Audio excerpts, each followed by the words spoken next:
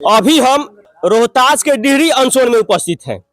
आप पीछे देखिएगा कि रोहतास से पटना को जोड़ने वाली ये पाली पुल है, यानी कि ओवरब्रिज बनाई गई है 2006 में।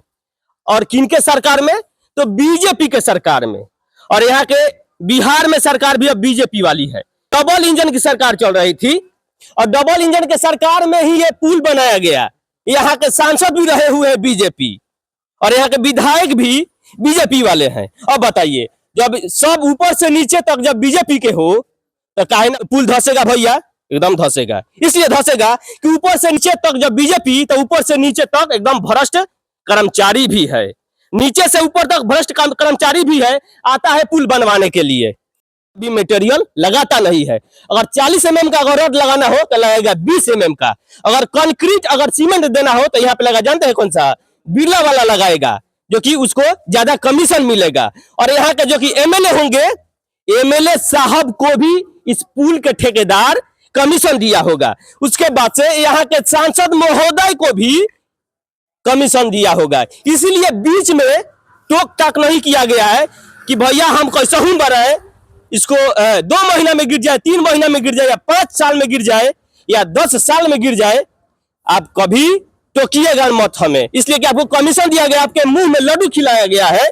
लेकिन बताइए, आखिर यहाँ के लोगों का क्या दोष है कि पुल से उस पार जाने के लिए अब सोन नदी के घाट धर के ये लोग जाता है उस पार इन लोगों को जाने के लिए कितने कठिनाई का सामना करना पड़ता है, अब यहाँ के लोग बताएंगे। अगर यहाँ पे किसी का तबीयत खराब हो जाता है, रोहतास जाने के लिए कोई मुख्य मार्ग नहीं है, ये लोग रोहतास जाएंगे। रोहतास जाने के लिए कि यही मुख्य मार्ग है, डायरेक्ट ये राजधानी को जोड़ती है। और इसी पुल के नाम पे सांसद जो कि महाबली जी थे वो जीत गए होंगे, यहाँ के विधायक भी जीत गए होंगे कि हमारे सरकार के द्वारा इस पुल को निर्माण कराया गया है। भाग कहा जाएगा डिहरी अनसोन के जनता को, और दुर्भाग्य कहा जाएगा डिहरी अनसोन के धरती को, कि जो कि इतिहास के पन्नों में हमेशा डिहरी अनसोन भारत लेवल पे नहीं, पूरे देश लेवल पे डिहरी अनसोन डालमिया नगर का नाम जाना जाता था।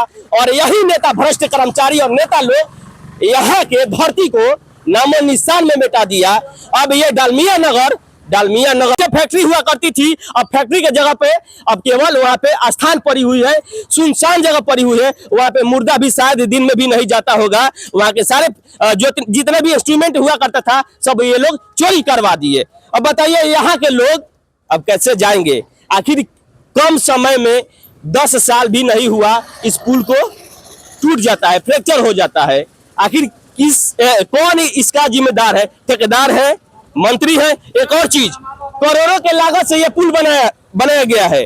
और सड़क परिवहन मंत्री गडकरी जी कहते हैं कि हम जब से हम मंत्री बने हुए हैं तब से बिहार ही नहीं पूरे देश में, यानी कि अब सड़क और पुल इतने अच्छे तरीके से बना दिए हैं, तो रोड नहीं, अब यानी कि मैदा पे आप हाथ लाते धर के चलिएगा, इतना चिकन बना दिए हैं। और चिकन यही है कि बिहार में हर 2-4 महीना के बाद पुल गिर जाता है। यही डबल इंजन की सरकार है और यही हमारे मोदी साहब की गारंटी है। बताइए, इसी सोच को लेकर कि बार बार पुल गिर जाता है, अब मोदी जी इस बार भाषण दे रहे हैं ना, तो मोदी की गारंटी वाला भाषा नहीं बोल रहे हैं कि ये मोदी की गारंटी है।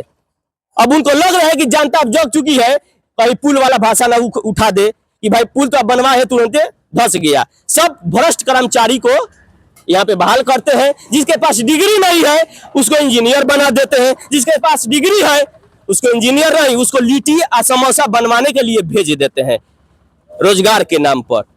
तो कम से कम इस पर विचार किया जाए। यहाँ के सांसद जो भी हो, जो भी बनेंगे यहाँ के सांसद, कम से कम ये भी एक मुद्दा है चुनाव को लेकर। और जब भी चुनाव आता है तो डालमिया नगर, नितिन गडकरी जी, कम से कम इस पुलवा को आप बचा लीजिए, ताकि कई लोगों का जान भी ले सकता है।